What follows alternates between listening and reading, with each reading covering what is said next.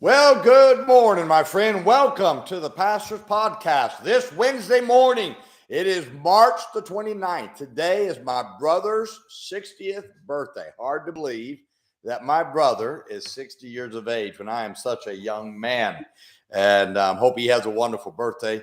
And I'm certainly good to have you along with me today as we continue on throughout the week. Of course, tonight's Wednesday night. Now, Maranatha Baptist Church starting a new series tonight, The Christian Home.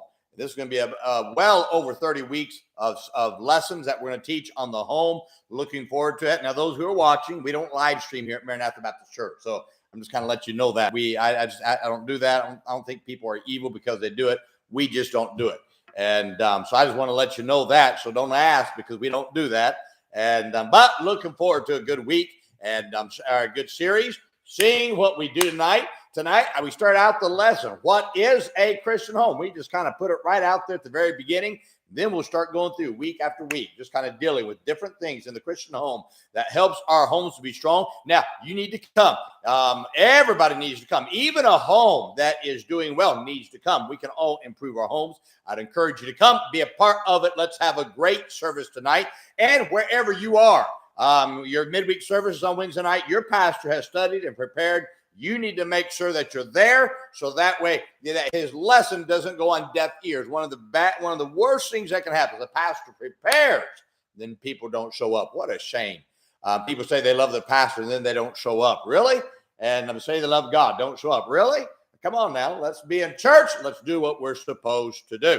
Well, today, I want to talk about the stone of witness. In Joshua 24:27, the scripture says, and Joshua said unto all the people, behold, this stone shall be a witness unto us.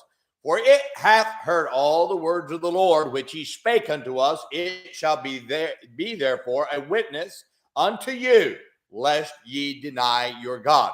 When Joshua came to the end of his life, he called all the elders of Israel together to give them a challenge to serve the Lord after he died. Now, he understood that they would have to choose to continue to serve the Lord despite him being gone.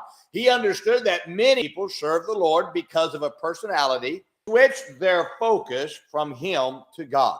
Because he knew that they would continue to serve the Lord if they kept their focus on God. Now, there was one critical thing that Joshua did to help these people remember the promise to God.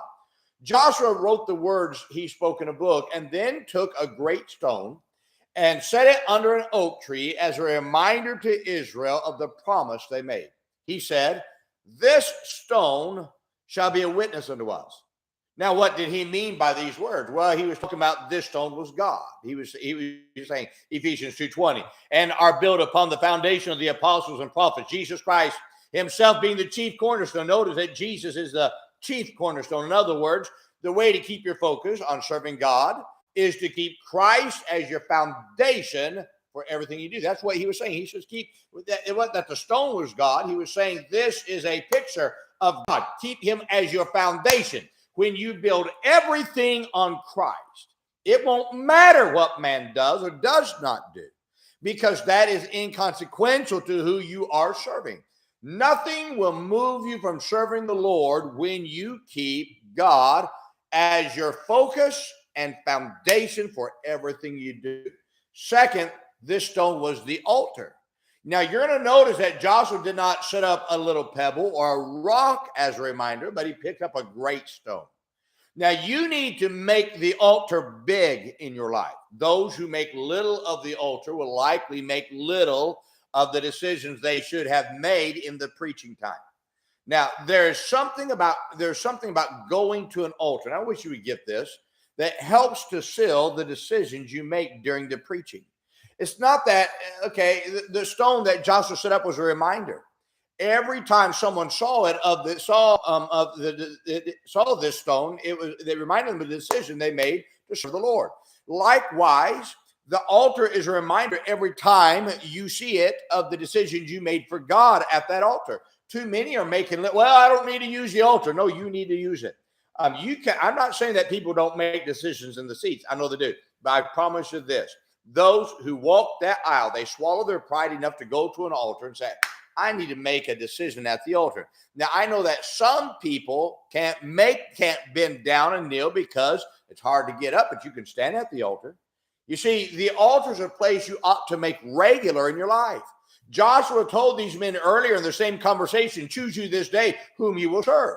He was saying that you need to make these decisions regular if you're going to continue to serve the Lord. If you only use the altar one time, you will quickly forget the decisions you make for God. There's something about going to the altar every time you have an opportunity to remind yourself of the decisions or to make decisions for the Lord. Now, I want to ask you a question. When is the last time you used an altar during your church service and during the invitation? The altar is a place where we commit to serve the Lord. The altar is a place for remembering the decisions we have previously made and recommitted to those decisions every time we use it. The altar is a place where we get refocused on who we are serving. It does not matter how old or young we are, every person ought to use the altar. The altar is for all ages of people, and it's the older generation's opportunity to teach a younger generation to use that altar. Let me illustrate if I can. Why is it that we have people get this? This is it. I want you to understand this. Why is it that young couples get married at an altar? You know why?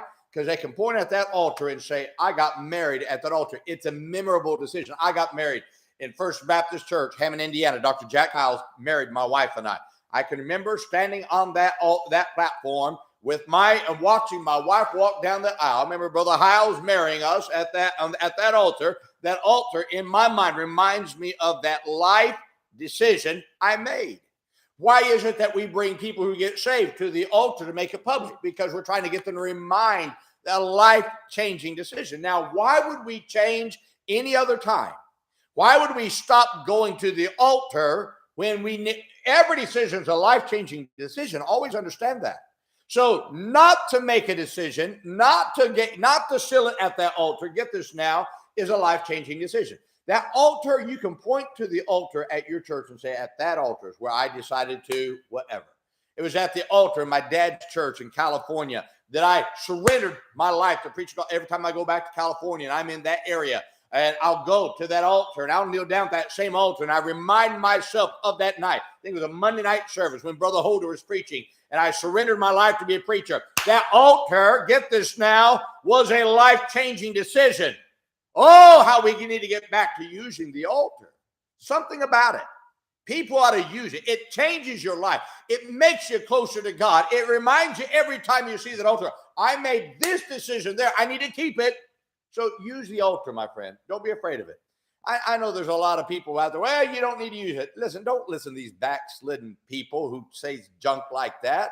Most of them aren't soul winners. Most of them are doing nothing for God. The fact is, most of them are worldly people who want to sit and be like the world. They're not afraid to go to the world's altar of the rock concerts and the bars and the entertainment that world offers, but they won't come to a church altar. Oh, my friend, how we need to get back using the church altar once again. That's where we seal decisions. It just reminds us I'm building my life on God. And then it's also a place where I look at and I say, I made this life-changing decision. That's what we ought to get back to. Let's make sure that we do it. Well, my friend, I hope this is a help to you today. Now, let's remember today, be good to everyone. Everyone's having a tough time. Have a great day, my friend.